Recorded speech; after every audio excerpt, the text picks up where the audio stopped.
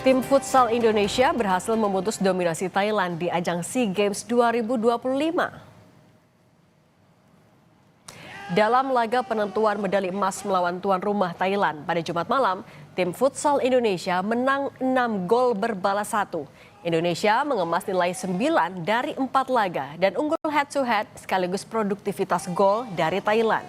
Ini merupakan emas pertama bagi Indonesia di cabur futsal putra sejak futsal pertama kali dipertandingkan di SEA Games 2007.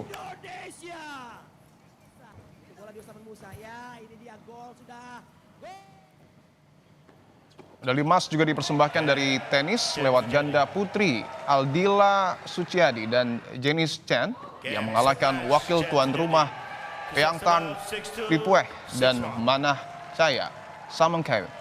Set pertama dilalui nyaris tanpa hambatan. Momentum terus dijaga di set kedua dan ganda putri Indonesia ini akhirnya menang straight set 6-2 dan 6-1.